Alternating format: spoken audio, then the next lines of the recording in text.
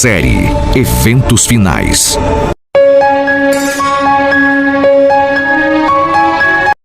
Eventos Finais, capítulo 5.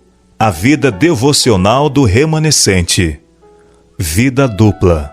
Nesta época, pouco antes da segunda vinda de Cristo nas nuvens do céu, deve ser efetuada uma obra como a de João Batista.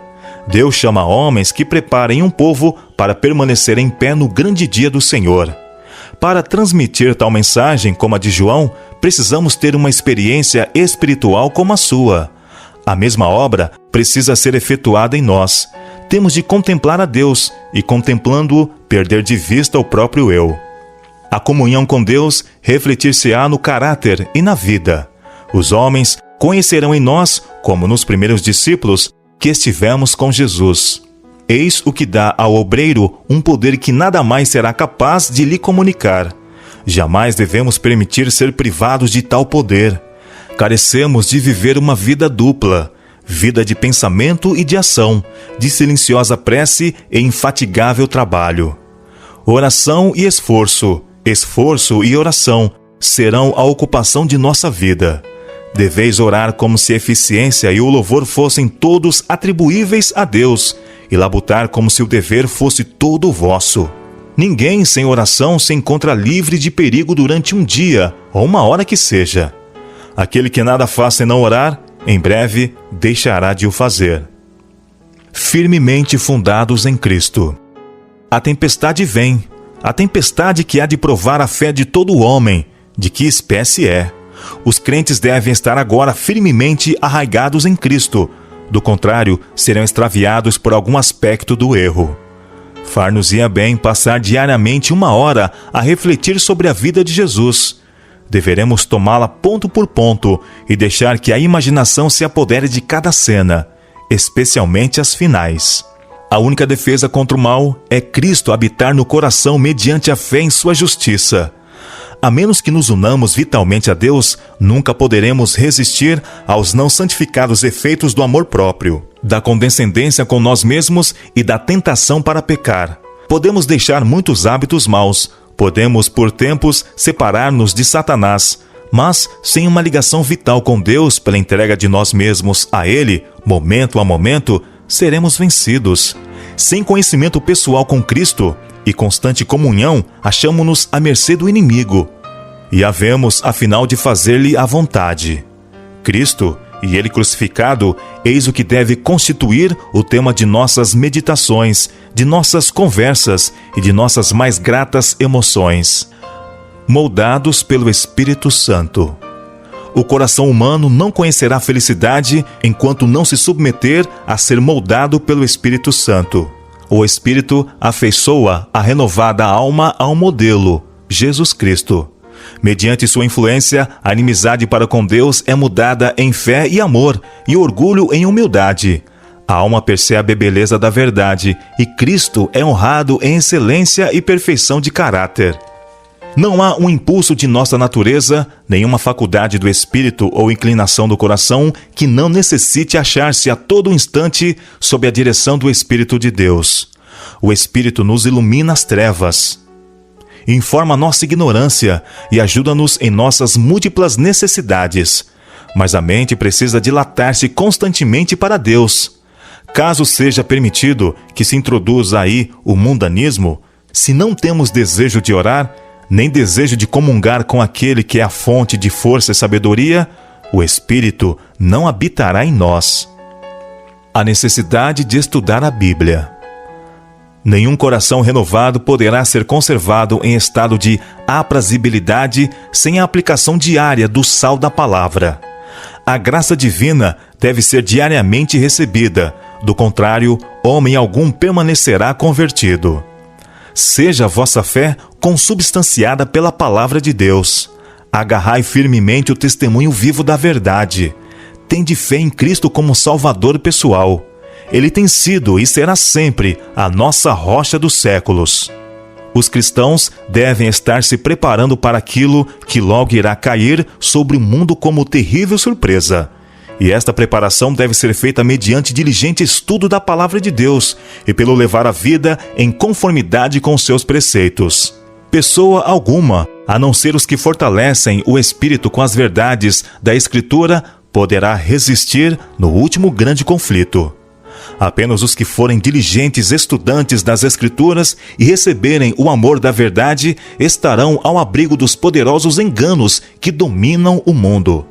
Nosso povo precisa compreender a palavra de Deus, carecem de um conhecimento sistemático dos princípios da verdade revelada, que os habilitará para o que há de vir sobre a terra e os impedirá de serem levados em roda por todo o vento de doutrina. Entesourar as Escrituras na memória.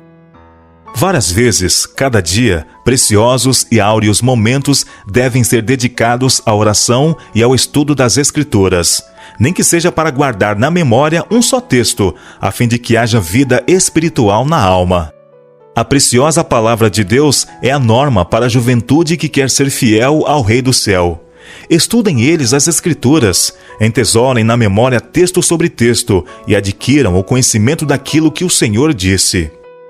Edificai um muro de passagens bíblicas ao vosso redor, e vereis que o mundo não poderá demoli-lo.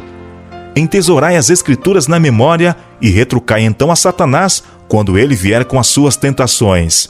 Está escrito. Foi dessa maneira que o nosso Senhor enfrentou as tentações de Satanás e resistiu a elas. Pendurai as preciosas palavras de Cristo na galeria da memória. Elas devem ser muito mais apreciadas do que o ouro ou prata. Ao trabalhar, tende convosco uma Bíblia de bolso e aproveitai toda oportunidade para entesourar na memória suas preciosas promessas. Chegará o tempo em que muitos serão privados da palavra escrita. Se, porém, essa palavra é gravada na memória, ninguém poderá tirá-la de nós. Estudai a palavra de Deus, entesourai na memória suas preciosas promessas, para que quando formos privados de nossas Bíblias, ainda estejamos de posse da palavra de Deus. Apocalipse 14. Uma âncora para o povo de Deus. Nesses últimos dias, é nosso dever determinar o pleno significado das mensagens do primeiro, do segundo e do terceiro anjo. Todas as nossas transações devem estar de acordo com a palavra de Deus. As mensagens do primeiro, do segundo e do terceiro anjo estão todas unidas e são reveladas no 14º capítulo do Apocalipse, desde o verso 6 até o fim. Muitos que abraçaram a terceira mensagem não têm tido experiência nas duas mensagens anteriores. Satanás compreendeu isto, e seu olho mau estava sobre eles para os transtornar. Porém, o terceiro anjo lhes estava apontando o lugar santíssimo, e aqueles que tinham tido experiência nas mensagens passadas estavam a apontar-lhes o caminho para o santuário celestial. Muitos viram a perfeita cadeia de verdades nas mensagens do anjo, e alegremente as receberam em sua ordem, e pela fé seguiram a Jesus no santuário celestial. Estas mensagens foram-me representadas como uma âncora para o povo de Deus. Aqueles que as compreendem e recebem serão preservados de ser varridos pelos muitos enganos de Satanás. Ensinar a mente a crer na palavra de Deus. Os que se sentem na liberdade de questionar a palavra de Deus, de duvidar de tudo aquilo em que houver algum pretexto para ser descrente, verificarão que será necessário enorme esforço para ter fé quando vierem tribulações. Quase será impossível vencer a influência que prende a mente habituada a descrer, pois por meio dessa atitude, a alma é retida no laço de Satanás e se torna incapaz de romper a temível rede que cada vez mais é firmemente tecida em volta da alma. Ao adotar uma atitude de dúvida, o homem recorre às instrumentalidades de Satanás. Mas a única esperança daquele que se acostumou com a descrença é cair todo desvalido sobre o Salvador e, como uma criança, submeter a vontade e seus desejos a Cristo, para que seja libertado das trevas e conduzido à sua maravilhosa luz. O homem não tem poder para libertar-se a si mesmo da armadilha de Satanás. Aquele que se acostuma a questionar, duvidar e criticar, se fortalece na incredulidade. Preparação para as provações futuras. Os servos de Cristo não devem preparar determinado discurso para apresentá-lo quando forem levados a juízo por causa de sua fé. devem preparar-se dia a dia, entesourando no coração as preciosas verdades da Palavra de Deus, alimentando-se dos ensinos de Cristo e fortalecendo sua fé pela oração. Então, quando levados a juízo, o Espírito Santo lhes trará à lembrança as verdades que hão de alcançar o coração dos que as ouvirem. Qual relâmpago lhes trará Deus à memória, justo quando for necessário o conhecimento obtido mediante diligente exame da palavra divina. Homens que agora pregam a outros, ao examinarem, quando chegarem o tempo de angústia, a posição em que se encontram, verificarão que há muitas coisas para as quais não podem dar uma razão satisfatória. Até que fossem assim provados, desconheciam sua grande ignorância. E há na igreja muitos que contam por certo que compreendem aquilo em que creem, mas que, até surgir uma discussão, ignoram sua fraqueza. Quando separados dos da mesma fé e forçados a estar sozinhos e expor por si mesmos sua crença, ficarão surpreendidos de ver quão confusas são suas ideias do que têm aceito como verdade. Controlar as faculdades mentais. A capacidade de dar uma razão de nossa fé é uma boa consecução, mas se a verdade não for mais funda que isto, a alma jamais se salvará. O coração deve ser purificado de toda contaminação moral.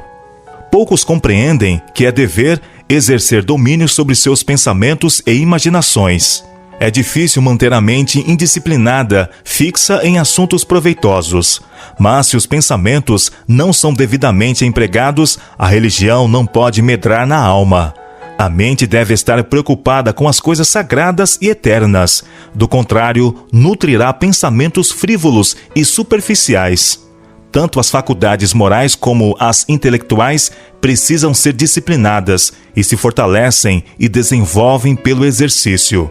Grandemente necessitamos encorajar e cultivar pensamentos puros, castos e fortalecer as faculdades morais em vez das inferiores e carnais.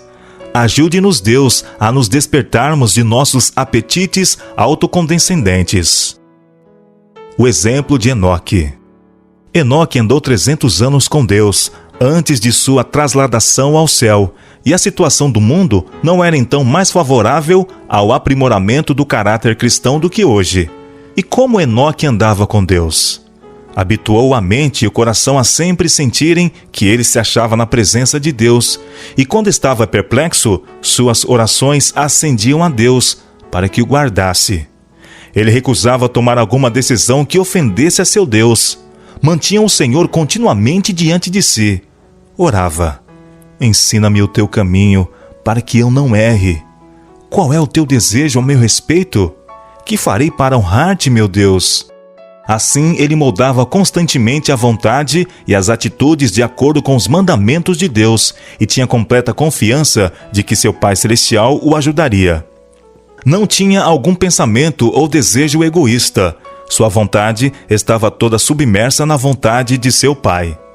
Pois bem, Enoque era um representante daqueles que estarão sobre a terra quando Cristo vier e que serão trasladados ao céu sem provar a morte. Enoque tinha tentações assim como nós. Estava rodeado de uma sociedade que não era mais propícia à justiça do que aquela que nos rodeia. O ar que ele respirava estava tão impregnado de pecado e corrupção como o nosso. Contudo, levava uma vida de santidade. Não se manchava com os pecados que predominavam na época em que vivia. Nós também podemos permanecer puros e incontaminados. Lembrar as bênçãos de Deus no passado.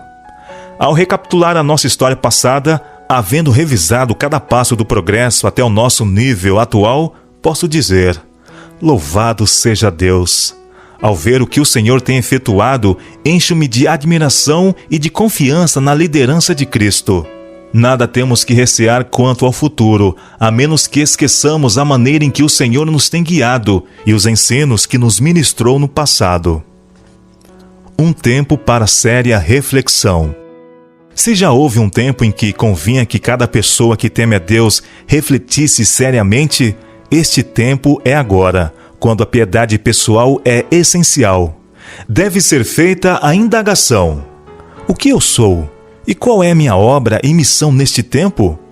De que lado estou labutando? Do lado de Cristo ou do lado do inimigo? que toda pessoa se humilhe agora diante de Deus, pois agora vivemos realmente no grande dia da expiação. Agora mesmo, os casos de muitos estão sendo examinados perante Deus, pois eles terão de dormir em suas sepulturas por um pequeno período de tempo. Vossa garantia nesse dia não é a profissão de fé, mas o estado de vossas afeições. O templo da alma está purificado de sua contaminação? Meus pecados foram confessados e arrependo-me diante de Deus por havê-los cometido, para que possam ser apagados? Tenho muito pouco apreço por minha própria pessoa? Estou disposto a fazer todo e qualquer sacrifício pela excelência do conhecimento de Jesus Cristo?